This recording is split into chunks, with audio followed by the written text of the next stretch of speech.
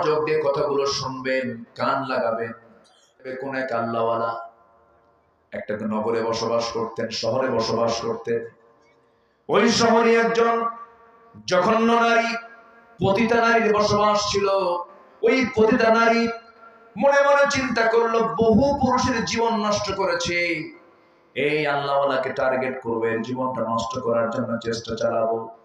Plan করে তাকে ফুসলায় ঘরের মধ্যে পর্যন্ত তুলে ফেলে দিয়েছে।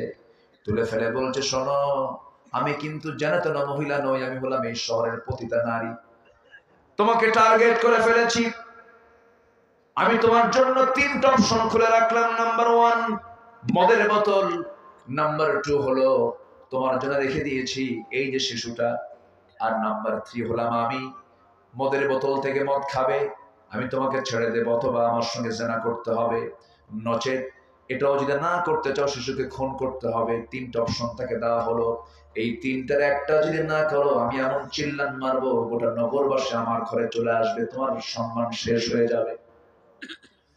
এত বড় চাপের মধ্যে যখন ফেলে দিয়েছে, সে আল্লাহওয়ালা মনে মনে চিন্তা করে, খুন তো করাই যাবে না, জেনা করলে ঈমান থাকে না।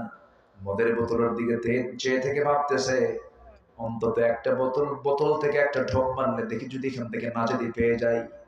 যখন বোতলের মুখটা খুলে একটা ঢোক যখন মেরে দিয়েছে, মাতাল হয়ে গেছে। মাতাল হলে জেনাও হয়, মাতাল হলে খুনও হয়, ঠিক কিনা? তাহলে মদ আছে যেখানে, জেনা আছে সেখানে, জেনা আছে যেখানে, খুন আছে সেখানে, ঠিক কিনা? আজকে এগুলোকে প্রমোট করা হয়। যুবকরা, ওই নেতৃত্বের মুখে থুতু মারো যে নেতা তোমার হাতে মদের বোতল তুলে দিতে চায়। যুবকরা, তুমি একটা বাংলাদেশ, এটা মাথায় রাখবা। তুমি জেগে উঠলে দেশ জেগে উঠবে। এই দেশকে, দেশের কৃষকরা পিছায় দেয়নি, এই দেশকে কোন শ্রমিকরা পিছায় দেয়নি, এই দেশকে কোন প্রবাসী পিছিয়ে দেয়নি। কৃষক অশিক্ষিত, শ্রমিক অশিক্ষিত, প্রবাসী বছরের পর বছর দেশ থেকে বউ বাচ্চার মায়া ত্যাগ করে বাপ মার চেহারা না দেখে কি খাটানি গুলো তারা দেয়, প্রবাসে গিয়ে রক্ত পানি বানায় ফেলে দেশে রেমিটেন্স পাঠায়। এরা হলো অশিক্ষিত। আর এরা যখন দেশকে এগিয়ে দিচ্ছে, দেশকে পিছায় দিচ্ছে কারা? ওই সমস্ত শিক্ষিত নামের কলম চলে না, যারা কোরআনকে, সমাজকে, কোরআন দিয়ে সমাজকে গড়তে চায় না, ঠিক কিনা? কষ্ট পাচ্ছেন? কথা বলবো? কোন সমস্যা, কোন টেনশন? সম্মানিত ভাইয়া, একটু মনোযোগ দিয়ে কথাগুলো শুনুন। আজকে আমার কথাগুলো অনেকে গায়ে লাগতে পারে, গায়ে লাগলে আমার তো কোনো যায় আসে না।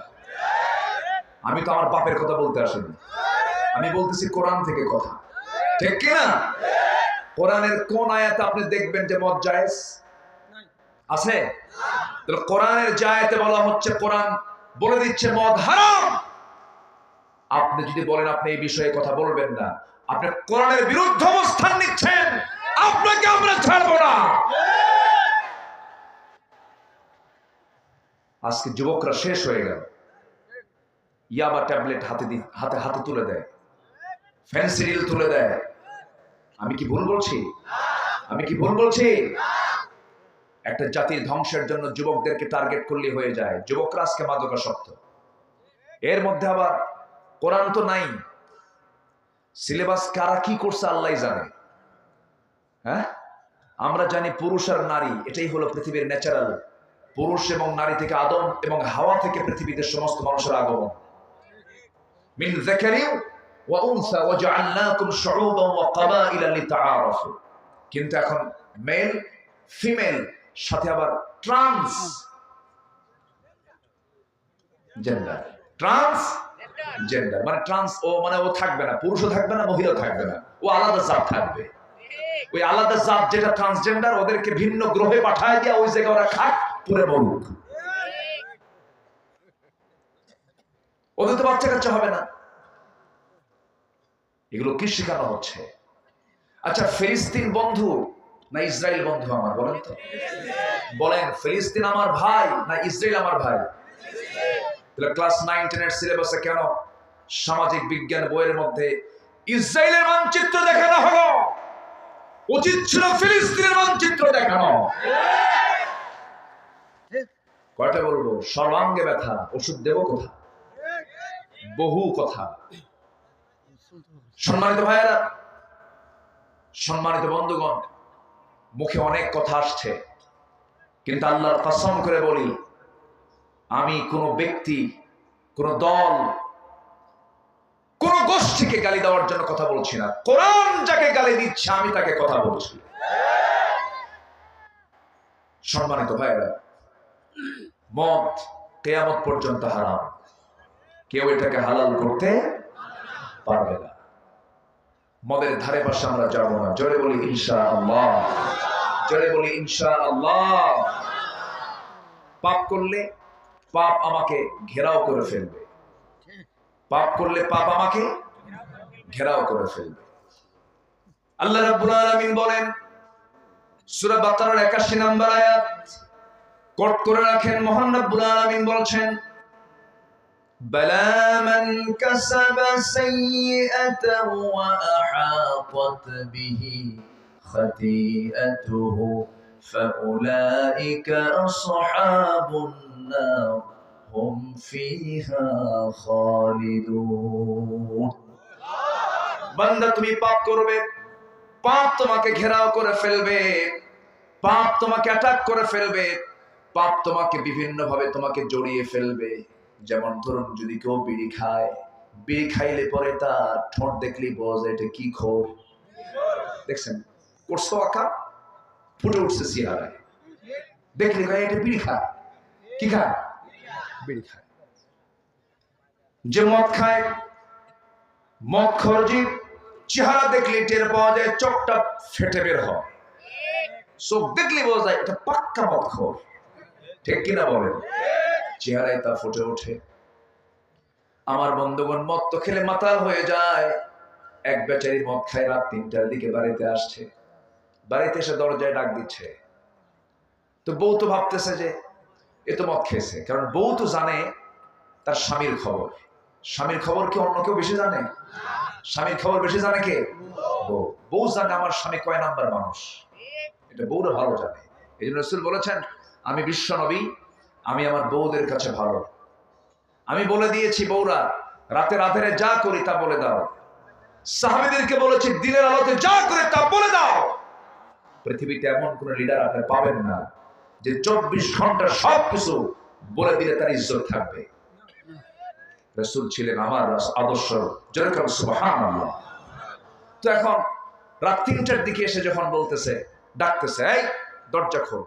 বউ মনে মনে ভাবতেছে, তো মদ খেয়ে আসছে রাত 3টা, দরজা খুলি কেমনে? বড় একটা ছেলে আছে, ছেলেকে ডাক দিয়ে বলে, আব্বা এদিকে আসো, তোমার বাপ তো আসছে, ভয় পাচ্ছি দরজা খুলতে, আসো সাথে। দরজাটা খুলি। দরজা খোলা মাত্রই মদ খাইছে ডাবল, চোখ লাল টকটকা, বউয়ের দিকে তাকায় বলছে, আম্মা আসসালামু আলাইকুম। বুঝলেন? এখন বউ বলে, হাই রে আমার পোড়া কপাল, তোমার কি একটু হুঁশ হলো না? যুবক ছেলের সামনে দাঁড়ানো, তার সামনে আমার মা বলে ডাকো, একটু কি হুঁশ নাই তোমার? লজ্জা নাই তোমার? ছেলের দিকে তাকায় বলে, দুলাভাই আসসালামু আলাইকুম।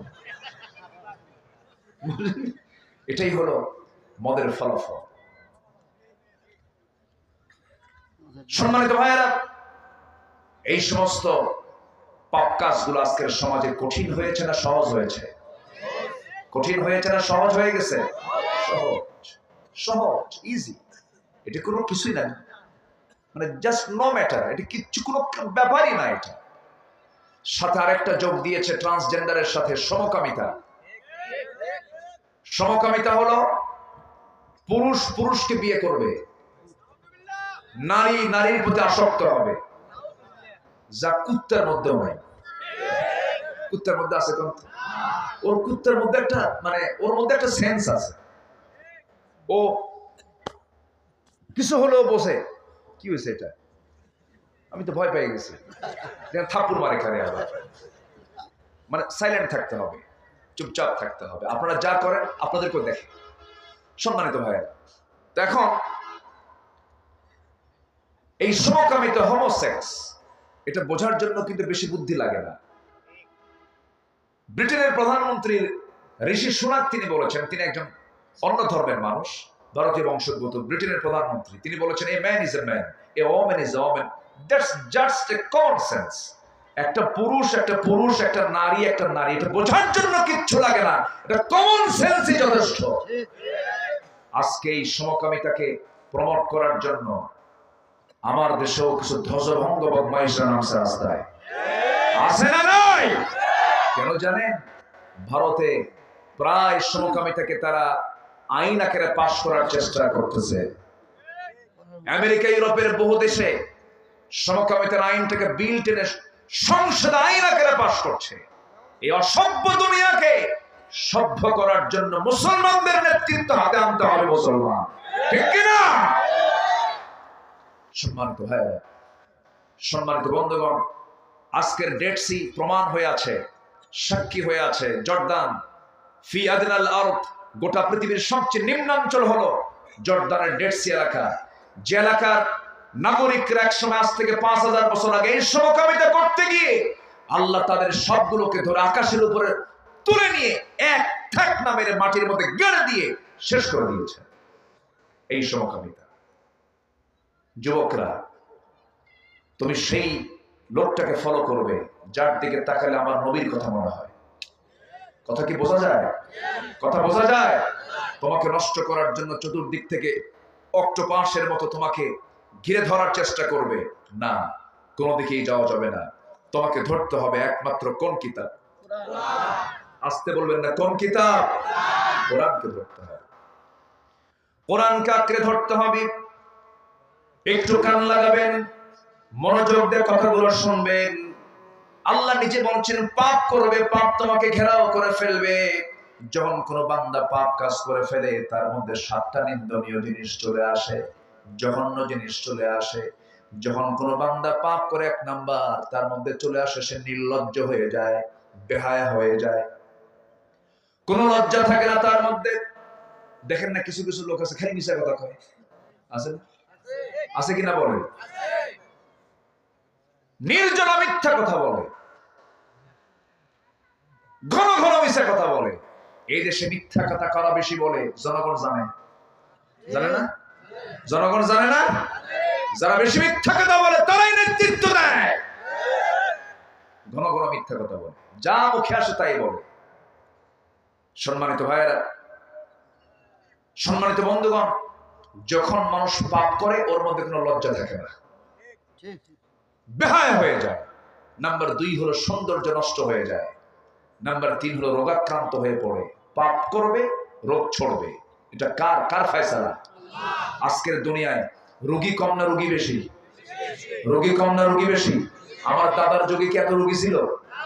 এখন এত আধুনিক প্রযুক্তি আসার পরে রোগীর পরিমাণ বেশি। নাম্বার 4 হলো রিজিক বরকত শূন্য হয়ে যায়। যখন কেউ পাপ কাজে যাবে রিজিকের মধ্যে কোনো বরকত থাকবে না। হাজার হাজার কোটি টাকার মালিক হবে, কিন্তু বাড়িতে যায় দেখবে বউ আরেকজনের সঙ্গে লাইন মারতেছে।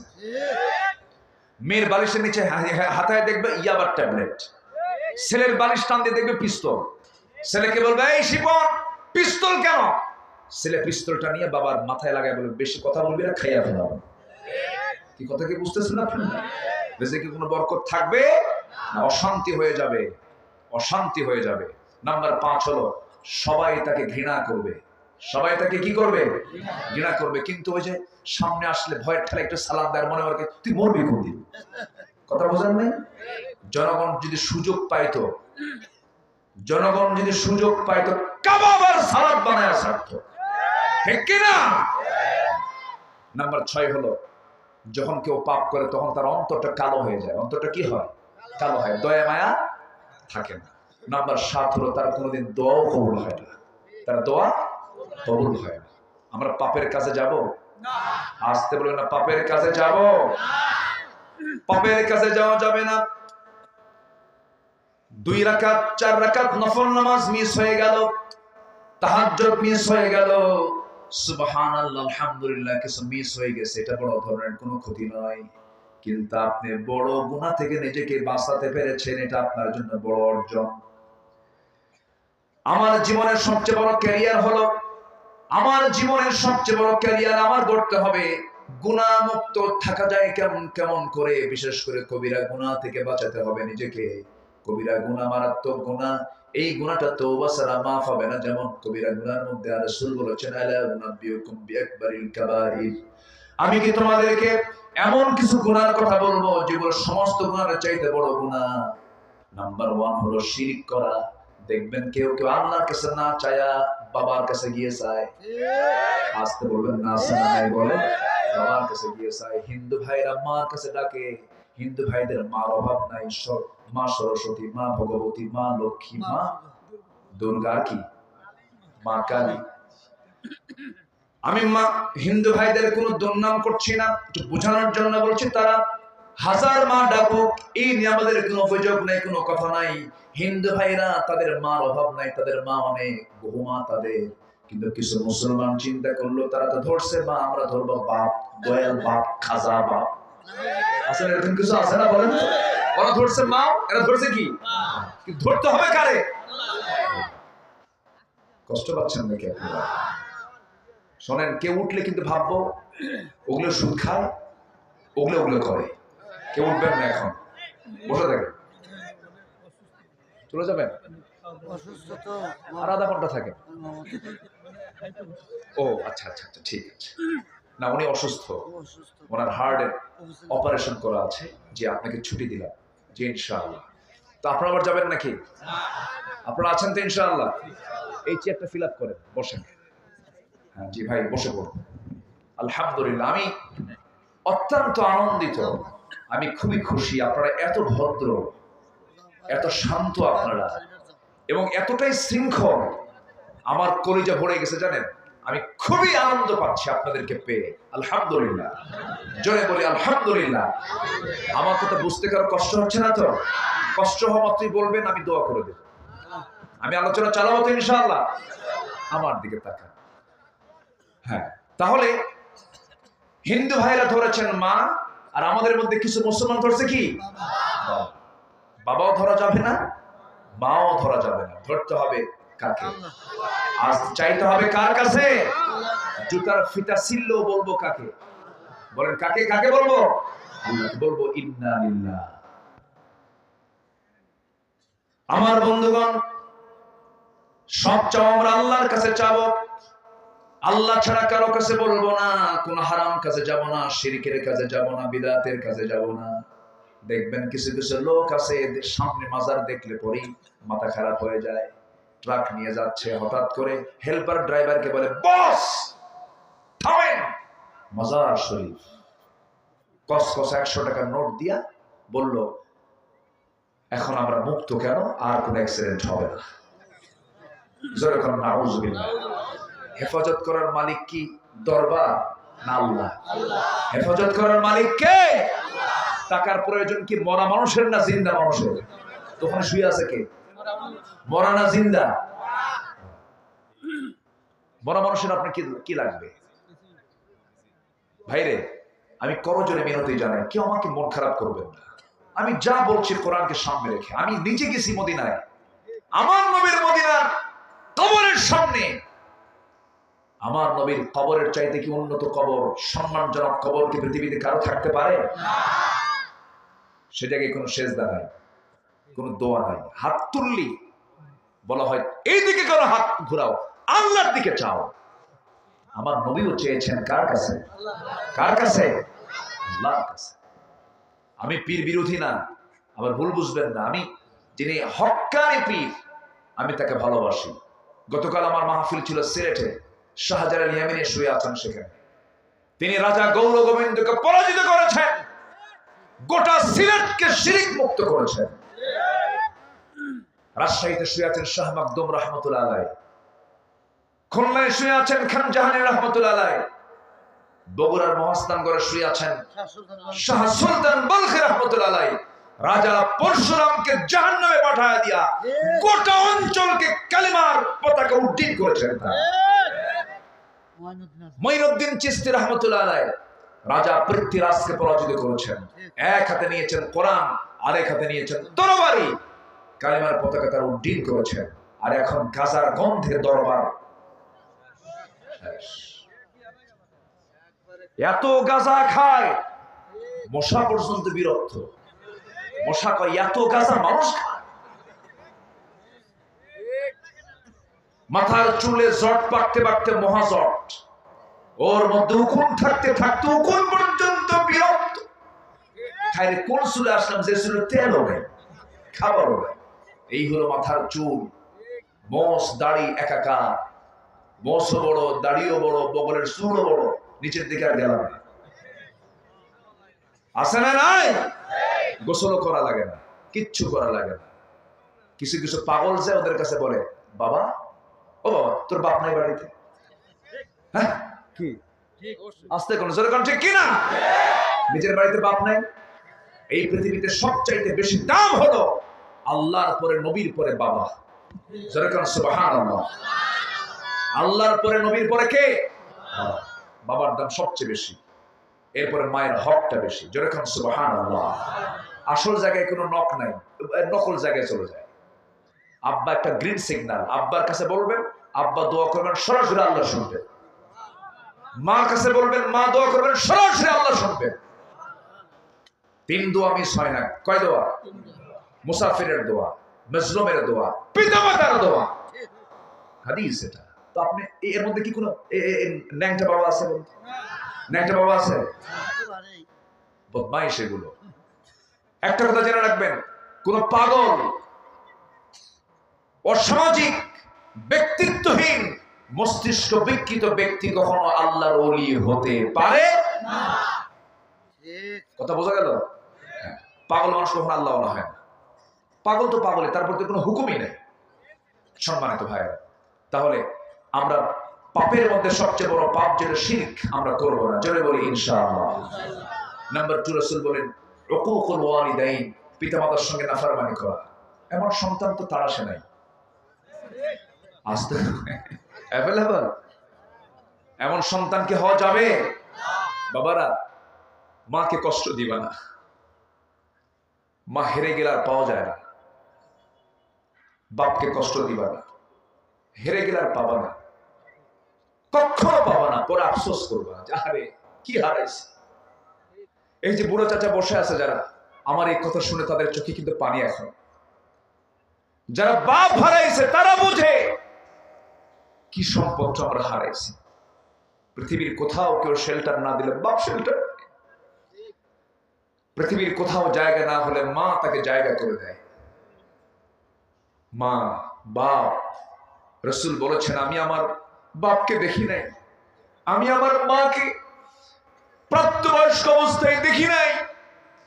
কিন্তু সাহাবীরা, পৃথিবী থেকে যদি তুমি জান্নাতের সিগন্যাল নিয়ে যেতে চাও, বাপ মার মুখ থেকে সিগন্যাল নিবা, গ্রিন সিগন্যাল, দোয়া নিবা, তোমার জন্য জান্নাতের গ্রিন সিগন্যাল তুমি পেয়ে যাবে। জোরে করুন সুবহানাল্লাহ। বাপ মা যদি দোষও করে, শক্ত ভাষায় সেই দোষ ধরাও জায়েজ কখনো না, কখনো। এখানে কোনো আইনই চলবে না, এখানে কোনো বিধানই চলবে না।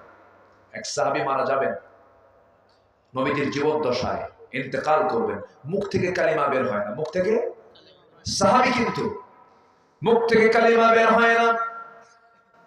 নবীজির কানে সংবাদ গেল, নবীজি বলছেন, ও সাহাবীরা, ওই আমার প্রিয় আলকামার মা বেঁচে আছে নাকি বাপ বেঁচে আছে নাকি? হ্যাঁ বেঁচে আছে। তার মাকে ডেকে আনা। ডেকে আনা হলো, বলা হলো, আলকামার মা, আপনার মন খারাপ নাকি? কি হয়েছে? আপনার ছেলে তো অসুস্থ, সে মারা যাবে, আপনি মনক্ষুণ্ণ নাকি?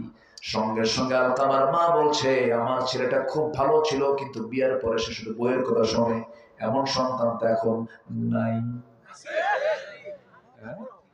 হ্যাঁ আছে? বউ বড় না মা বড়? মাহফিলে মা বড়, আর বাড়িতে বউ বড়। ঠিক আছে না? সব জায়গায়, সব জায়গায়। রাগ করতেছেন আপনারা কথা বলে বলে, না পেস্টাস লাগাই দিলাম আবার? এগুলো কথা কি বলার দরকার আছে? ভালো করে বলবেন, মা বড় না বউ বড়? সব সময়ের জন্য মা বড়। কোন সময়ের জন্য মা কি কোন লেভেলে নেওয়া যাবে না, মার সঙ্গে কোন তুলনাই চলে না। মা মার জায়গায়, বউটা বউয়ের জায়গায়, বউয়েরও দাম আছে। বউকে আপনি কাজের মানুষ মনে করবেন না। কিছু কিছু স্বামী আছে সকালেও থাপড়ায়, বিকেলেও থাপড়ায়, ছোট লোকের বাচ্চা। ঠিক কিনা, আছে না নাই? মায়েরা খুব খুশি হচ্ছে, ভালো করে কারণ আমার স্বামী মানুষ না। বউকে রাসূল মেরেছেন এমন কোন রেকর্ড নাই, কোনদিন বউয়ের গায়ে হাত দিয়েছেন এমন কোন রেকর্ড নাই। এমন হয়েছে নবীজির সামনে একদিন আম্মা জান আয়েশা বলছেন, ইয়া রাসূলুল্লাহ, আমি আপনার বিরুদ্ধে বিচার দেব, বিচার ডাকবো। স্বামী স্ত্রীর মধ্যে গন্ডগোল লাগে না? লাগে তো। রাসূল বলেন, আচ্ছা তুমি বিচার ডাকো, কাকে ডাকবো? বিচারক কাকে বলবো? ওমরকে ডাক দিই। কেন? ওমরকে দেখলে ভয় লাগে। আব্বাকে ডাক দেন। আব্বাকে ডাকা হলো।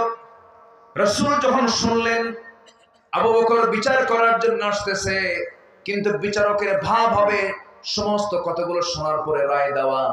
কিন্তু বিচারক এমন বিচারক, ভিতরে ঢুকে তিনি খুঁজতেছেন তার মেয়ে আয়েশাটা কোথায়, আজকে মেরেই ফেলবো রে। কথা বলেন, মেরেই ফেলবো রে। সঙ্গে সঙ্গে ভয়ে আম্মা জান আয়েশা আমার নবীর পিছনে গিয়ে দাঁড়ায় আছেন রাসূলের হেল্প নেওয়ার জন্য। রাসূল বলছেন, আবু বকর, বিচারক তুমি মারতে আসো কেন? আগে বিচারটা করো, কেন আজকে আমি ওকে মেরেই ফেলবো। রাসূল বলছেন, আয়েশা তুমি আমার বিরুদ্ধে বিচার ডেকে তুমি আমার পিছনে দাঁড়ায় আছো কেন? সুবহানাল্লাহ বলবেন। বিচার শেষ, বিচার শেষ। নবীজি ম্যানেজ করতেন, নবীজি গন্ডগোল লাগাতেন না। মেয়েরা একটু কথা বেশি বলে, মেয়েরা একটু ঘন ঘন কথা বলে, এটা পুরুষের মাথায় থাকতে হবে। মেয়েরা কথা বলবে সারাদিনে 5000 শব্দ, আর পুরুষরা কথা বলে দিনে 2000 শব্দ। কয় হাজার বেশি? কয় হাজার বেশি? মাথায় রাখতে হবে। বেগুন কিনছেন, বেগুন কেনার পরে যদি বর্ষাকালের বেগুনে পোকা কম হয় না বেশি হয়? বেশি হয়। বর্ষাকালের বেগুন কিনে নিয়ে বাড়িতে গেছেন, পচা বেগুন, পোকার ভিতরে টের পান নাই। বটিতে কুটতে নিয়ে যদি একবার পোকা বের হয়, বেগুনের তফসিল হবে 3 ঘন্টা একটানা। ঠিক আছে না? আল্লাহ তাআলা মেয়েদেরকে এরকম করে বানাইছে। মেয়েরা কথা বলে কেন বেশি? সন্তান লালন পালন করতে গেলে কথা বলার কম প্রয়োজন হয় না বেশি হয়? বড় কম হয় না বেশি হয়? এক কথা একবার বলতে হয় না, বারবার বলতে হয়। সন্তানকে কোলে নিয়ে বলে, আব্বা থামো, আব্বা থামো, ও ময়না, ও সোনা, ও আত্মা সুমা খায়। আবার বলে, আবার থামো, বারবার বারবার করে বলে। এই দায়িত্ব যদি কোনো বাপকে দেওয়া হয়, হয়তো বলবে একবার, বাবা থাম, থাম বাবা, থাম, থাম। ঠিক আছে? কি কথা কি বুঝতেছেন আপনারা? আল্লাহ তাআলা এই জন্য মেয়েদের কথার পরিমাণ কমায় দিয়েছেন না বাড়ায় দিয়েছেন? আল্লাহু আকবার। তাহলে মেয়েদের কথা বলার দরকার আছে না নাই বলেন? ওরা কথা বেশি বলুক, আপনি শুনে যাবেন, আপনি শুনবেন, আপনি ধৈর্য ধরবেন, পরিবারটা জান্নাতের টুকরা হয়ে যাবে। জোরে বলে সুবহানাল্লাহ। মায়ের সঙ্গে বইয়ের গন্ডগোল লাগে না? আস্তে করে লাগে কিনা বলেন? এখন কিন্তু আমার মায়েরা খুব মনোযোগ দিয়ে শুনতেছে, কিন্তু হুজুর কোন দিকে যায়? মায়ের সঙ্গে শাশুড়ির গন্ডগোল, কি বলে, মায়ের সঙ্গে বইয়ের গন্ডগোল, ছেলে বইয়ের গন্ডগোল লেগে থাকে। এই বিষয়টা বিশেষ করে সন্তানকে মাথায় রাখতে হবে। মার গুরুত্ব বুঝতে হবে, স্ত্রীর গুরুত্ব বুঝতে হবে, দুইজনকে দুই রকম বুঝ দিতে হবে। বউকে বলতে হবে, শোনো আমার বউ, মা তো বুড়াই হয়ে গেছে, বাঁচবে আর কয়দিন, একটু না ধৈর্য ধরো। আমি তোমার প্রিয় স্বামী, আমার মতো আমি তোমার স্বামী, আমাকে আমার মা পেটে ধারণ করেছেন। সুন্দর করে মায়া, সুন্দর করে মায়া দয়া শেখায় তাকে বুঝাবেন, সুন্দর করে বলবেন আপনি। আবার মাকে বলবেন, মা আমি তোমাকে ডাকছি কখন মা বলে বলো। তোমার মা থেকে, তোমার মা তোমার পেট থেকে জন্ম নিয়ে কি আমি তোমাকে না মা ডাকছি নাকি? না, তুমি আমার মুখে মা ডাকটা শুনছো কয়দিন পর বলো, বাবা তুই কথাই বলতি না, 2.5 বছর পার হয়ে গেছে, এরপরে তুই আম্মা ডাকছিস। ও মা, আমি তোমার পেট থেকে জন্ম নিলাম, আমার এই দুনিয়াতে আসার পরে তুমি এত যত্ন করেছো, 2.5 বছর টানা সেবা করার পরে, যত্ন করার পর আমার মুখ থেকে একটা ডাক শুনেছ মা। কিন্তু আমার এই বউটা অন্য বাড়ি থেকে বাপ মা ছেড়ে সব কিছু ছেড়ে সে চলে আসছে আমার বাড়িতে। আজকে সেই ডেকে প্রথম দিন থেকে তোমাকে ডাক দিয়েছে মা, মা তুমি খুশি হও না কেন? বুঝায়া বলবেন, সব ঠান্ডা হয়ে যাবে। বলেন আলহামদুলিল্লাহ। ওয়াজের দরকার আছে না নাই? বলেন বাড়িতে ওয়াজের দরকার আছে না নাই? ওয়াজ না দেখলে পিটাবেন, কাম হবে না, বোঝাতে হবে। জোরে বলি ইনশাআল্লাহ, জোরে বলি ইনশাআল্লাহ। কোন মা বাবার সঙ্গে খারাপ আচরণ করা যাবে। আলকামার মাকে রাসূল বললেন, আলকামার মা আপনার ছেলে তো মারা যাচ্ছে, অসুস্থ সে, আপনি কি রাগ করছেন? হ্যাঁ আমি রাগ করছি। কেন? আমার চাইতে বইয়ের কথা বেশি শোনে। নবীজি কিচ্ছু বললেন না। নবীজি বললেন, আলকামার মা আমার সে সাহাবী, আমি তার পক্ষ থেকে আপনার কাছ থেকে মাফ চেয়ে নিচ্ছি, আপনি তাকে মাফ করে দেন। কিন্তু মা বলতেছেন, ইয়া রাসূলুল্লাহ আমি খুব রাগ করেছি, আমি তাকে মাফ করব না। রাসূল বেশি কিছু বললেন না, কারণ বেশি কিছু বললে যদি আরো কড়া কথা বলে ফেলে দেয়, কারণ মায়ের মুখের কথা হলো আইন। মায়ের মুখের কথা কি? আইন, চূড়ান্ত হয়ে যায়। আমার নবীজি কিছুই বললেন না, শুধু বললেন ওই আলকামার মার সামনে বলেন, সাহাবীরা জ্বালানি সংগ্রহ করো, আগুন সংগ্রহ করো, অবাধ্য সন্তানকে আগুনে জ্বালিয়ে ভস্ম করে দেব। সঙ্গে সঙ্গে আলকামার মার চক্ষু বেয়ে টপ টপ করে পানি পড়ছে আর বলছে, ইয়া রাসূলুল্লাহ আপনি কার সন্তানকে আগুনে জ্বালাবেন? অবাধ্য সন্তানকে। হুজুর 10টা মাস পেটে ধারণ করেছি, কত কষ্ট করেছি, দুধ পান করাইছি, আমার সন্তান যত বেয়াদবি করেছে সমস্ত বেয়াদবি আমি তাকে মাফ করে দিলাম। আলকামার জবান থেকে বের হয়ে গেছে, আশহাদু আল্লা ইলাহা ইল্লাল্লাহ ওয়াহদাহু লা শারীকা লাহু ওয়া আশহাদু আন্না মুহাম্মাদান আবদুহু ওয়া রাসূলুহু। আমার ভাইরা, বড় বড় গুনাহগুলো করা যাবে না। গুনাহ করলে পরে আমি জাহান্নামের বাসিন্দা হয়ে যাব, চিরকাল সেই জায়গায় থাকতে হবে। এবার আল্লাহ তাআলা 2 নম্বর আয়াতে আসি। 2 নম্বর আয়াতে আল্লাহ তাআলা কি বলছেন? কষ্ট পাচ্ছেন?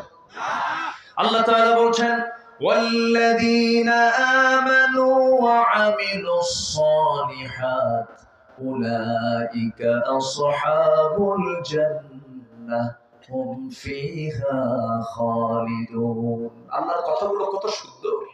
যেখানে ভয়ঙ্কর কথা বলেছেন সেখানে আশার কথা বলেছেন। কিছুক্ষণ আগে কি ভয়ের কথা বললেন, এবার বলছেন বান্দা শোন, তোর মা তোকে যতটুকু ভালোবাসে, তোর বাপ তোকে যতটুকু ভালোবাসে, তোর স্ত্রী তোকে যতটুকু ভালোবাসে, আমি তার চাইতে লক্ষ লক্ষ কোটি কোটি গুণ বেশি ভালোবাসি। বান্দা তুই আমার দিকে আগায় আসবি 1 হাত, আমি তোর দিকে আগায় আসবো 10 হাত। তুই আমার দিকে হেঁটে হেঁটে আসবি, আমি তোর দিকে দৌড়া দৌড়া যাব। আমি তোকে জান্নাত দেওয়ার জন্য আমি অস্থির হয়ে যাব। ও বান্দা তুই আমার কাছে সম্মানজনক সেজদা দিয়ে দে, আমাকে সম্মান দে, আমাকে সেজদা দে, আমি তোর তামাম জিন্দেগীর সমস্ত গুনাহগুলো মাফ করে দেব। যেরকম সুবহানাল্লাহ। সবার আগে আমরা সন্তুষ্ট করব কাকে? আসতে বলবেন না কাকে? নামাজ না পড়া, নামাজ না পড়ে 5 ওয়াক্ত সবাইকে নামাজ পড়তে রাজি আছেন নাকি? নামাজ পড়ে তো কয় ওয়াক্ত বলেন? তো হাত তুলে দেখান তো কারা কারা পড়তে চান নামাজ। জোরে বলি ইয়া আল্লাহ। আমাদেরকে 5 ওয়াক্ত সালাত আদায় করার তৌফিক তুমি আল্লাহ দিয়ে দাও। জোরে বলি আমিন। আরো জোরে আমিন, আরো জোরে আমিন। এই গ্রামের নাম কি? খালকুলার। এই গ্রামকে আমরা দেখতে চাই। আগামী 1 বছর টার্গেট করবেন যুব সমাজ। আগামী 1 বছর এই গ্রামকে আমরা দেখতে চাই বেনামাজি মুক্ত একটি গ্রাম। জোরে বলি ইনশাআল্লাহ, আর জোরে বলি ইনশাআল্লাহ। এই যে ওঠে কেন? এই যে বসেন মুরব্বী, একটু বসেন, বসেন। না না এইভাবে বলা যাবে না, একটু বসেন। আর একটু, আমি আর একটু সময় চাচ্ছি, চেয়ে নিচ্ছি সময়, কেউ যাবেন না। একটা মাহফিলে একটা লোক উঠে গেলে তাকে দেখে আরেকজন ফলো করে। একটু বসেন। আপনার ওঠার কারণে আরেকজন উঠে যাবে, এটা আপনার জন্য লস পয়েন্ট। বসেন। সম্মানিত ভাইয়েরা, আমি 9টায় উঠতে চাইছি, আমি আসছি অনেক আগে, একটু দেরি হয়ে গেছে। যাই হোক, একটু ধৈর্য ধরি, আর একটু সময় থেকে আয়াতটা আমাকে শেষ করতে দেন। তাহলে আমরা দুনিয়াতে এসেছি খারাপ কাজের জন্য না ভালো কাজের জন্য? বলেন তো। ভালো কাজের জন্য। ভালো কাজ করলে পরে সবচেয়ে বেশি খুশি হন কে? আসতে বলেন না, সবচেয়ে বেশি খুশি হন কে? আমাকে খাওয়ান কে? আমাকে দেখেন কে? আমাকে পড়ান কে? আমার চোখ দিয়েছেন কে? আমার কান দিয়েছেন কে? আমার নাক দিয়েছেন কে? সব কার অবদান? অতএব আমার সবার আগে সন্তুষ্ট করা দরকার কাকে? আল্লাহকে। আল্লাহ শুধু আমাকে দেখেন না সবাইকে দেখেন? কালকে একটা রিসার্চ করে দেখলাম, একটা স্থলভাগ এবং জলভাগের সবচেয়ে একটা বড় প্রাণী তিমি মাছ। কি মাছ? তিমি মাছ। এই তিমি মাছের হার্ট যে আছে, হার্ট, এই হার্টের ওজন হলো 600 কেজি। কেউ তো সুবহানাল্লাহ বললেন না। একটা প্রাণীর তিমি মাছের হার্টের ওজন হলো 600 কেজি, মানে ছোট মোটো একটা ট্রাক ওজন। এই তিমি মাছের হার্ট, এই হার্ট বিট হয় প্রতি মিনিটে 8 থেকে 10 বার। আর হার্ট বিটের যে আওয়াজ, হৃদস্পন্দন যা হয়, স্পন্দন যা হয়, এই আওয়াজটা শোনা যায় 3 মাইল দূর থেকে। সুবহানাল্লাহ। হার্টের ওজন যদি হয় 600 কেজি, ও খায় কয় কেজি? কম। কে খাওয়ান? আসতে বলে না, কে খাওয়ান? আল্লাহ খাওয়ান। আবার দেখেন আশপাশে এখন তো সেই তাল গাছ নাই, তাল গাছে বাসা বাঁধে বাবুই পাখি, তাই না? চড়ুই পাখি, বাবুই পাখি, কি সুন্দর তার বাসা। ওর মতো আধুনিক জীবন যাপন পৃথিবীর কোনো মানুষ করতে পারে না। আপনি ঢাকা থেকে ধরেন আপনি চলে যাবেন মালয়েশিয়া, বিমানে চড়বেন, এখান থেকে যেতে হবে ঢাকা, ইমিগ্রেশন ক্রস করতে হবে, কত কি করতে হবে, কত ঝামেলা, কত টেনশন। বাবুই পাখির এমন কোনো কি টেনশন আছে? বাবুই পাখি ওর বাসার সামনেই হচ্ছে তার মানে ল্যান্ডিং, তার বিমানটা এখানে ল্যান্ড করে, আবার এখান থেকে সে উঠায়। তার লাইফ স্টাইলটা কত উন্নত। সে থাকে একদম গাছের উপরে, সিডর, আইলা, বুলবুল, নার্গিস, ফণি, ঝড়, সাপটা, আমার আপনার বাড়ি সব শেষ। তাল গাছও ঠিক, বাবুই গাছও, বাবুই পাখিও ঠিক। যেরকম সুবহানাল্লাহ, কি সুন্দর তার বাসার ডিজাইন গুলো কি! পৃথিবীর কোন আর্কিটেক্ট ইঞ্জিনিয়ার, পৃথিবীর কোন সিভিল ইঞ্জিনিয়ার ওই রকম করে বাবুই পাখির একটা বাসা বানাতে পারবে? পারবে না। অথচ বাবুই পাখির মাথার ওজন কয় কেজি? কোন কেজি আছে? বাবুই পাখির মাথার ওজন তো, ওর মধ্যে মানে চুল আছে, চামড়া আছে, অনেক কিছু। ওর মধ্যে যে ব্রেনটা, যে মগজ, এই মগজ হবে বড় জোর একটা মোটর দানার মতো। একটা মোটর দানার মতো এই ছোট্ট ব্রেনের ভিতরে কি সুন্দর করে সে বাসা বানালো। কি সুন্দর করে যখন সে বাইরে বের হবে, সে যখন তার বিমানটা চালু করবে, তার মেশিনের ব্রেনের ভিতরে একটা মানে কি বলে, একটা ফাংশন সে অন করে, দুই দিকের পাখাটা অন করে বিশাল একটা সফরে বের হলো। কোথায় কোন খাবারগুলো আছে, খাবারগুলো নেয় আর মুখ থেকে বলে লা ইলাহা, লা ইলাহা ইল্লাল্লাহ। কে দেখেন? সব প্রাণী জিকির করে কার? আর মানুষ জিকির করে কার? নেতা। জিকির করে কার?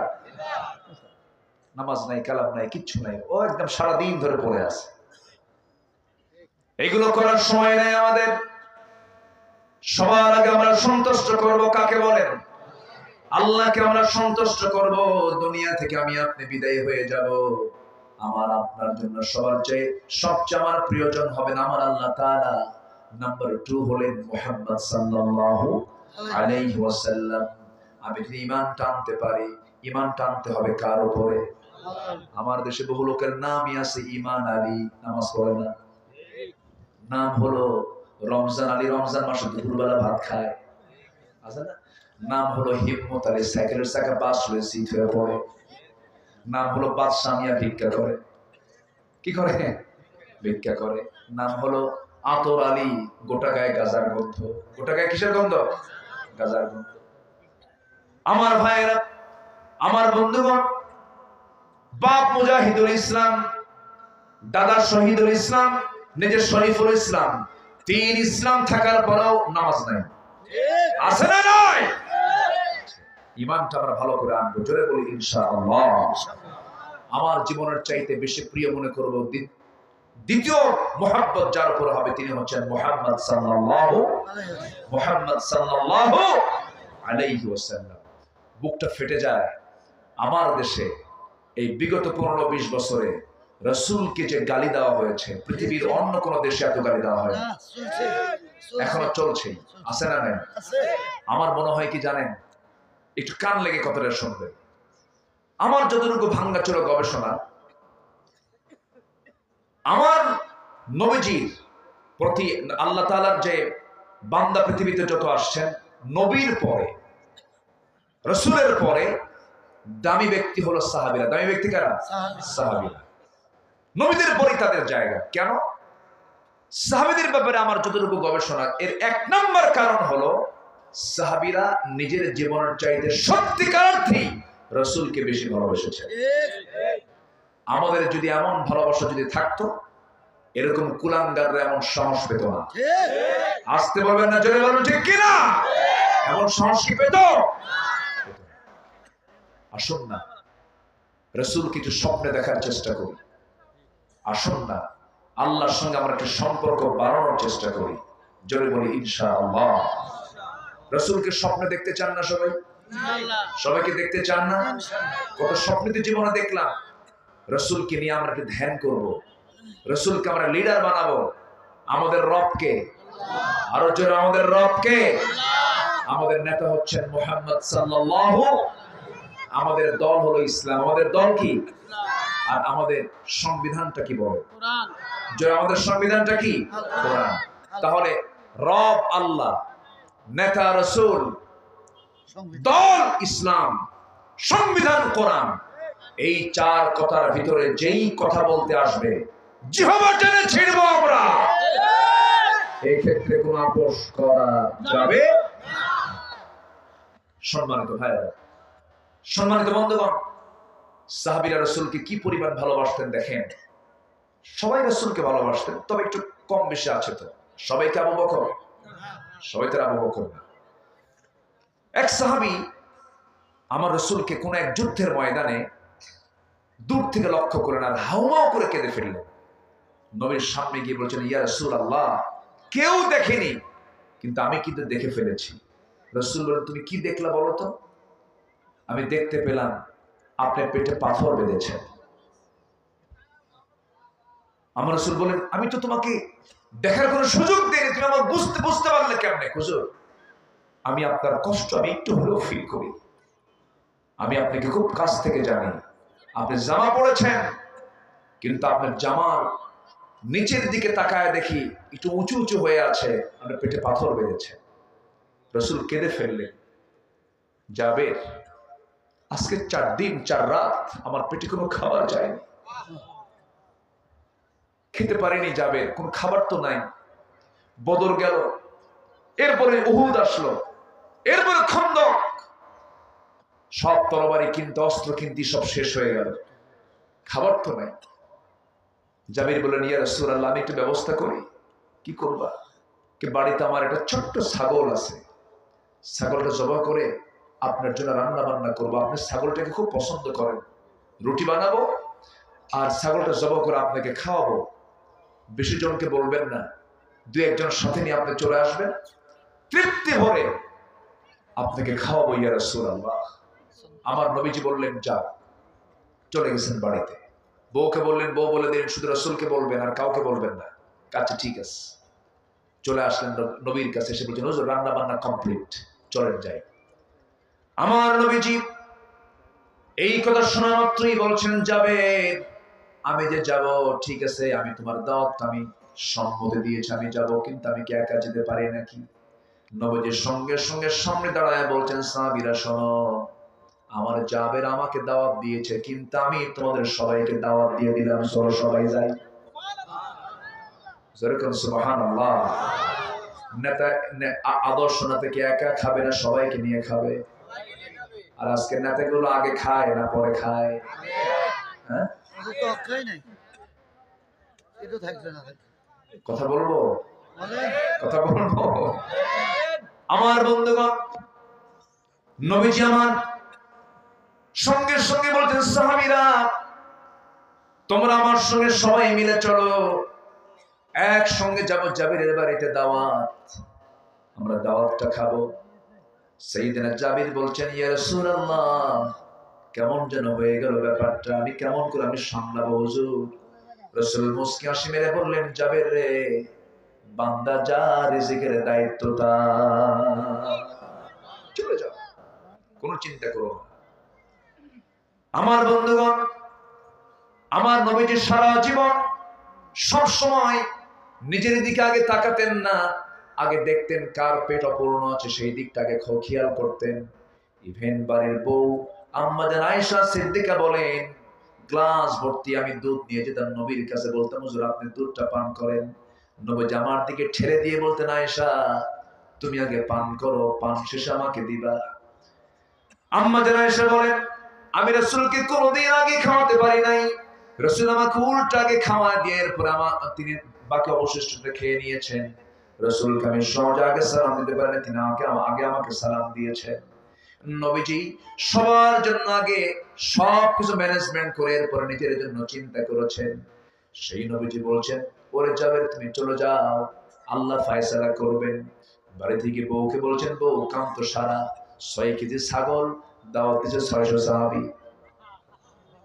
সুবহানাল্লাহ বলবেন। কিন্তু আল্লাহ পারবেন না? আস্তে আল্লাহ পারবেন না? পারেন কিনা আল্লাহ বলেন, পারেন কিনা? আমার নবীজি সাইয়েদনা জাবির কি বলেন, জাবির বান্দা যা, রিজিকের দায়িত্ব তার। এই কথা গিয়ে যখন এই জাবির যখন তার বউয়ের সামনে গিয়ে বলছেন, বউ কি করা যায়, রান্না বান্না করেছো, কোনো তো উপায় নাই। এবার সাইয়েদনা জাবিরের বউটা বলতেছে, ইয়া হে আমার স্বামী, আপনি চিন্তা করেন কেন, যে বাড়িতে মেহমান আসে বেশি সেই বাড়িতে বরকত বেশি। যেরকম সুবহানাল্লাহ। কিছু কিছু বাড়ির বউরা আছে, মেহমান দেখলে ওদের গা জ্বলে, আছে না? আছে না? বলেন, মেহমান আছে যে ঘরে বরকত আছে সেই ঘরে। মেহমান নিয়ে খাবেন, বরকত ফুরাবে না, চাউল ফুরবে না, বাজার ফুরবে না। যে বাড়িতে মেহমান বেশি সেই বাড়িতে আল্লাহ তাআলার এক্সট্রা রহমত থাকে বেশি। সাইয়েদনা ইব্রাহিম আলাইহিস সালাম কখনো মেহমান ছাড়া খেতেন না, রাসূল কখনো মেহমান ছাড়া খেতেন না। একজন সাহাবী গরিব মানুষ, বাড়িতে 3 মাস বাজার নাই। কয় মাস বাজার নাই বলেন? 3 মাস বাজার নাই। 3 মাসের বাজার ছাড়া একটা পরিবার, বউ 3 মাসের মাথায় বলছে, আমার স্বামী তালহা 3 মাস যাবত বাজার নাই, কোনো অভিযোগ আপনাকে দিচ্ছি না, কিন্তু আপনার কাছ থেকে দিনে দিনে কিছু কয়েন জমা করে করে, এই যে এতগুলো কয়েন জমা করেছি, পয়সা জমা করেছি, আজকে একটু বাজারে যান, তৃপ্তি মতো বাজার করে আনবেন, তৃপ্তি মতো আজকে আমরা খাবো বাচ্চাদেরকে নিয়ে, আপনি একটু বাজার করে আসেন। বাজারের উদ্দেশ্যে বের হয়েছেন, আজান দিয়ে ফেলছে। এখন বলেন বাজার আগে না নামাজ আগে? নামাজে ঢুকে পড়েছেন, নবীজির ওয়াজ শুরু হয়ে গেছে, আসর হলো, মাগরিব হলো, বাজার করা হলো না। ইশার নামাজ শেষান্তে নবীজি বের হয়ে আসবেন, রাসূল বলেন, তালহা এইদিকে আসো, বেশ কিছু মেহমান ছিল, সবাইকে ভাগাভাগি করে দিয়ে দিয়েছি, একটা মেহমান বেঁচে গেছে, তুমি একে মেহমান হিসেবে নিয়ে যাও বাড়িতে। ওইদিকে কি নাই? বাজার নাই। সাইয়েদনা তালহা কিছুই বললেন না, মেহমানকে সাথে নিয়ে ফাঁকা ব্যাগ নিয়ে, বাজারও করা হয় নাই, এসার পর দরজার কাছে গিয়ে বউকে ডাক দিয়ে বলছে, বউ দরজা খোলো। দরজা খোলা মাত্র সালামটা দিলেন, সালাম দিয়ে বলছেন, বউ আমার এই যে ব্যাগ, বাজার করার সময় হয় নাই, সাথে মেহমানকে নিয়ে এসেছি, এখন কি করা যায়, বড় তো বিপদে পড়ে গেলাম। বউ বলতেছে, আমার স্বামী চিন্তা করেন কেন, বান্দা যা, রিজিকের দায়িত্ব তার। মেহমান যখন এসেছে সে রিজিকটা সাথে নিয়ে আসছে, কোনো চিন্তা করবেন না। যেরকম সুবহানাল্লাহ। এমন বউ তো বাংলার ঘরে ঘরে। আমার আপনার বউ হলে কি হতো? 3 মাস বাজার নেই, আবার মেহমান নিয়ে গেছে, কি হতে বলেন? ঝাঁটা না, আছে ভালো কিছু আছে। ওই সাহাবী কি করলেন? বলছেন, আমার স্ত্রী এখন কি করা যায়? স্ত্রী বলছেন, স্বামী আমার কোন টেনশন করবেন না, ওই যে একটা তুষের বস্তা দেখা যায়, তুষের বস্তা একটু মাটিতে নেমে দেন। তুষের বস্তা মাটিতে নেমে দেওয়া হলো, চালনা দিয়ে চালতে চালতে চালতে চালতে মোটে কিছু জবের খুদ বের হলো। সেই খুদটাকে পিষদানি থেকে পিষে পিষে এটাকে আটা করা হলো, খামির করা হলো, মোটে 2টা রুটি প্রস্তুত হয়ে গেল। কত কষ্ট করে করে 2টা রুটি তারা বানিয়েছেন। বানিয়ে দিয়ে স্বামীকে বলছে, স্বামী আমার, এই 2টা রুটি নিয়ে মেহমানের সামনে দিয়ে বসবা না, চট করে চলে আসবা। তুমি যখন চলে আসবি আমার ঘরে ঢোকার সঙ্গে সঙ্গে লাইটটা বন্ধ করে দেব, বুঝাই দেবো আমরা খাবার খেয়ে নিয়েছি। তুমি যদি ওখানে বসে থাকো তোমার জন্য একটা রুটি বরাদ্দ হয়ে যাবে, তোমাকেও খেতে হবে, মেহমানের পেটটা ভরবে না। গোটা রাত না খেয়ে মেহমানকে কষ্ট করে মোটে 2টা রুটি দিয়েছেন, যতটুকু পারছেন তাদের সাধ্যে কুলাইছে।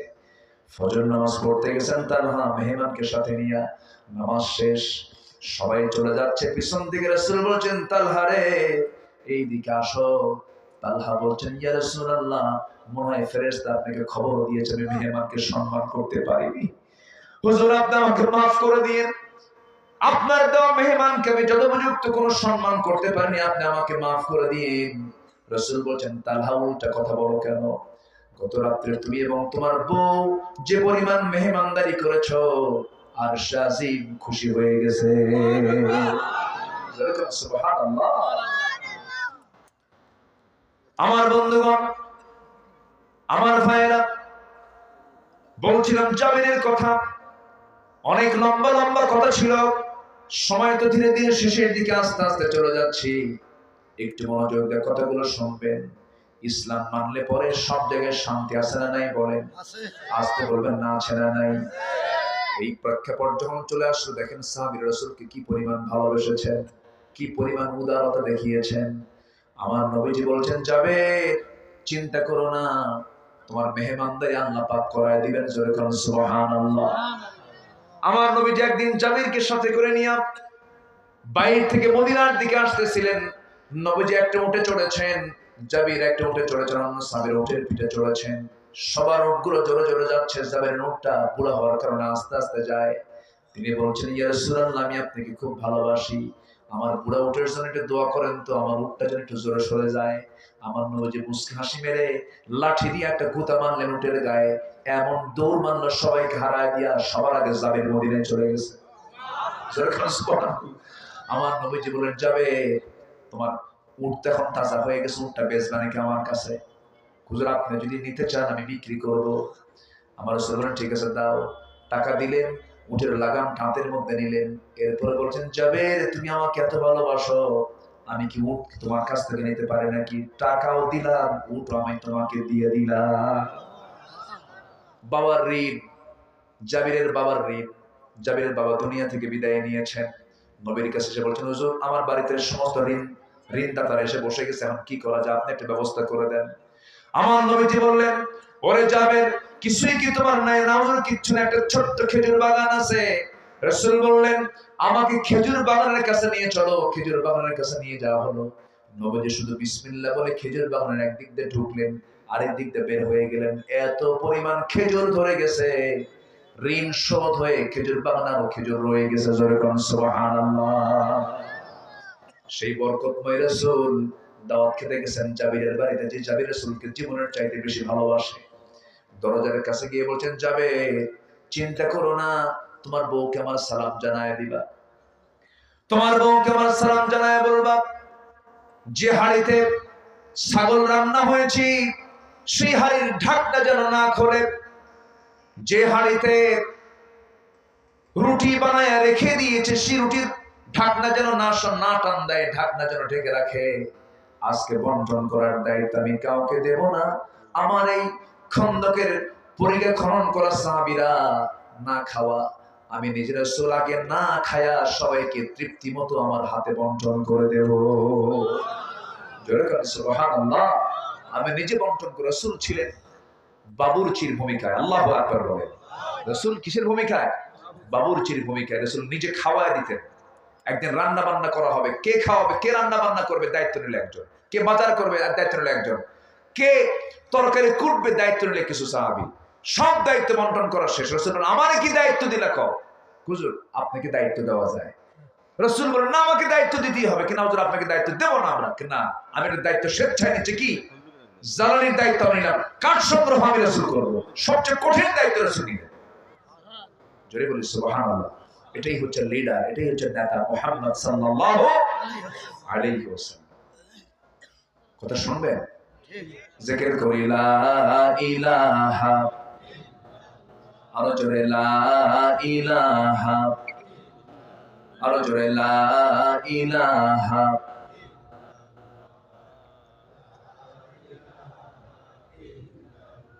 আরো জোরে লা ইলাহা,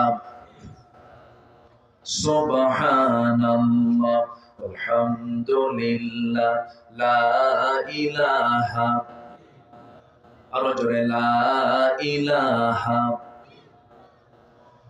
লা ইলাহা ইল্লাল্লাহ মুহাম্মাদুর রাসূলুল্লাহ সাল্লাল্লাহু সাল্লাল্লাহু। এই যে কাজগুলো সাহাবীরা করছেন, এটা বদ আমল না নেক আমল? বলেন বদ আমল না নেক আমল? নেক আমল। আমাদের জীবনে বদ আমল হতে পারে, কিন্তু সেটা পরিমাণে বেশি হওয়া যাবে না। নেক আমলের পরিমাণটা বেশি হতে হবে। খারাপ কোনো পাপ কাজে যাওয়া যাবে না। হঠাৎ করে পাপ কাজে চলে গেছি, সঙ্গে সঙ্গে মাফ চেয়ে নেবো কার কাছে? গুনাহ হতেই পারে, গুনাহ হবে না? আজ থেকে গুনাহ হবে না? আমাদের কার জীবনে গুনাহ নাই বলেন?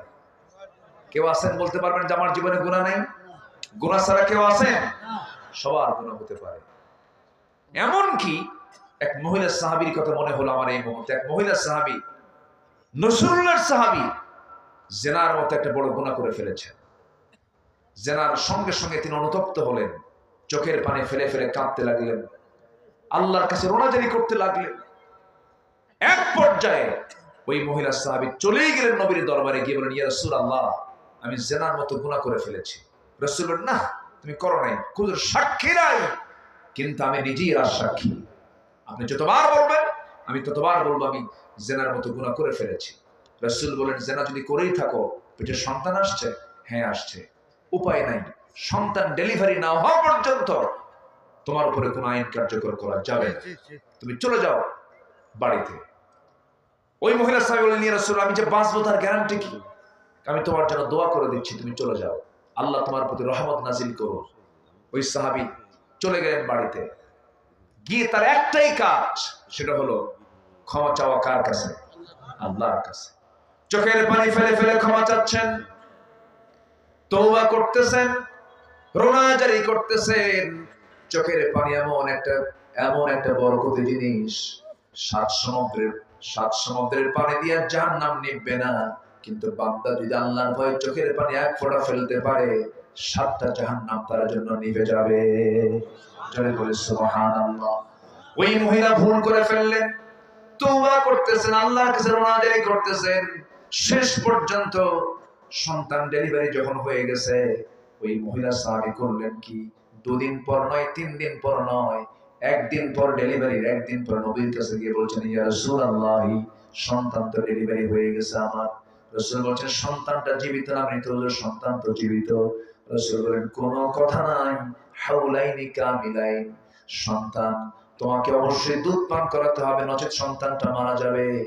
সন্তানের দুধ খাওয়ানো পর্যন্ত তোমাকে এই অবস্থায় রাখতে হবে। মহিলা বলছেন, ইয়া রাসূলুল্লাহ, আমি যে বাঁচবো তার গ্যারান্টি কি? রাসূল বলেন, আমি কিচ্ছু বলতে পারবো না, যাও তুমি তোমার সন্তানের তুমি লালন পালনের দায়িত্ব গ্রহণ করো। মহিলা চলে গেলেন, সন্তানকে দুধ খাওয়াচ্ছেন, অন্য খাবারের প্র্যাকটিস করে তুলে 6 মাসের মাথায় টোটালি দুধ বন্ধ করে দিলেন। আমার বন্ধুগণ, রাসূলের সামনে একজন আসামি এসে সমস্ত দোষ স্বীকার করতেছে, তাকে রাখার জন্য জেলখানার প্রয়োজন হলো না, তাকে ধরার জন্য পুলিশও লাগলো না। ওই বান্দাগুলো একমাত্র ভয় করেছেন কাকে? একটা আদর্শ নাগরিক তৈরি করার জন্য নাগরিককে সবার আগে ভয় ঢুকায় দিতে হবে। কার ভয়? র্যাবের ভয় না রবের ভয়? প্রশাসনের ভয় না আল্লাহর ভয়? আমার ভাইয়েরা, শেষ পর্যন্ত কি হলো? সন্তান 6 মাসের মাথায় নবীর সামনে নিয়ে আসলেন। নবীর সামনে নিয়ে এসে বলছেন, হুজুর, এই যে সন্তান দুধ খাওয়া ছেড়ে দিয়েছে, আপনি আমাকে তৃতীয়বারের মতো আর ফেরত দিবেন না?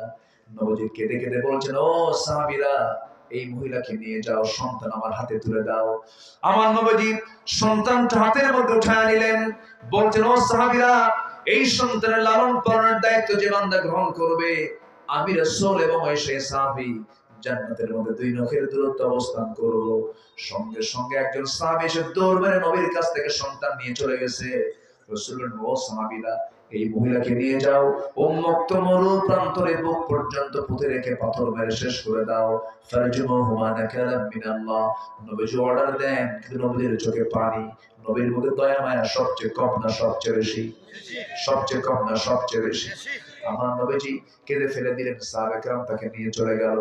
সাইয়েদনা আলী বলেন, আমরা যখন ওই মহিলাকে পাথর মারছিলাম, ওই মহিলার কিছু রক্ত আমার গায়ে এসে লাগছিল। তিনি ভর্ৎসনা করলেন, তাকে লানত করছিলেন, ভর্ৎসনা করছিলেন। আমার নবীর কাছে এসে যখন বললেন, হুজুর ওই মহিলার নাপাক রক্ত আমার গায়ে এসে লাগছিল, এমন অবস্থায় রাসূল বললেন, আলী তুমি কার রক্তকে নাপাক রক্ত বলো তুমি কি জানো? আমার ওই সাহাবীর রক্ত জমিনে পড়ার পূর্বে আল্লাহ তাকে জান্নাতের মেহমান বানাইয়া নিয়েছে। জোরে বলি সুবহানাল্লাহ, আরো জোরে বলি সুবহানাল্লাহ। পাপীকে ঘৃণা করব না পাপকে ঘৃণা করব? পাপীকে ঘৃণা করা যাবে না, কারণ কোন পাপীকে আল্লাহ মাফ করে জান্নাত দিবেন আপনি কি বলতে পারবেন নাকি? ইমানদার বেঈমান হয়ে মারা যেতে পারে, আবার বেঈমান ইমানদার হয়ে মারা যেতে পারে। আমার নবীজি করলেন কি? আমার নবীজি বলছেন, ও সাহাবী আলী যা বলেছো, ওই মহিলার জানাজার দায়িত্ব আমি কাউকে দেব না, আমি রাসূল নিজে জানাজা পড়ায় দেব। আমার নবীজি জানাজার দায়িত্ব গ্রহণ করলেন। জানাজা শেষ করে বলছেন, সাহাবীরা এই মহিলার জীবনের শেষ সময় পর্যন্ত যে পরিমাণ তওবা করেছে, এই তওবা যদি মদিনার ৭০ জন গুনাহগারদের মাঝে যদি বন্টন করে দেওয়া হতো, প্রত্যেকের গুনাহ মাফ করে আল্লাহ তাআলা প্রত্যেককে ৭০ জনকে জান্নাত দিয়ে দিতে। আমার ভাইয়ের, এই জন্য আমরা মাফ চাইবো কার কাছে?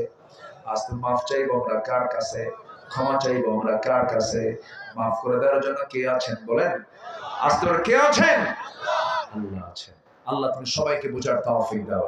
জোরে বলি আল্লাহুম্মা আমিন, আরো জোরে আল্লাহুম্মা আমিন। ধৈর্য ধারণ করার শক্তি দাও গো মেহেরবান আমায়, দাও গো মেহেরবান।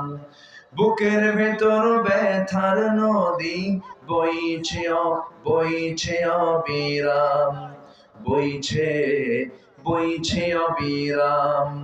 ধৈর্য ধারণ করার শক্তি দাও গো মেহেরবান আমায়, দাও গো মেহেরবান।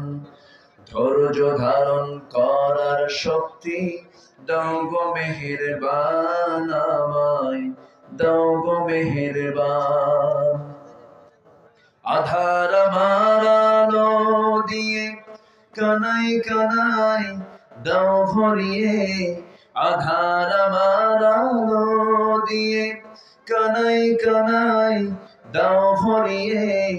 অন্তর জোড়ে দাও গো প্রভু, অন্তর জোড়ে দাও গো প্রভু। ভোরের পাখির গান, বুকের ভেতর ব্যথার নদী বইছে অবিরাম, বইছে অবিরাম। ফাগুন কেড়ে নেয়া চত্র আষাঢ় করে দাও, গাছে গাছালির শীতল ছায়ায় জীবন ভরে দাও আমার, জীবন ভরে দাও। আমার ধুধু মরুর দেশে দাও গো জোয়ার ভাটার শেষে, আমার ধুধু মরুর দেশে দাও গো জোয়ার ভাটার শেষে। পারাবারের বাউরি বাতাস, পারাবারের বাউরি বাতাস আমায় করো দান।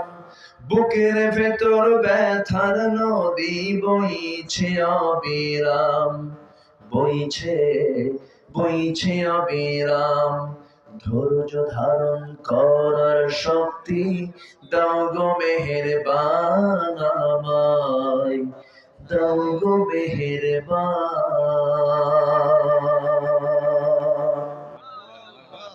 জি,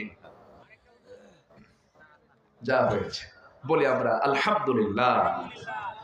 ربنا لا تزغ قلوبنا بعد إذ هديتنا وهب لنا من لدنك رحمة إنك أنت الوهاب।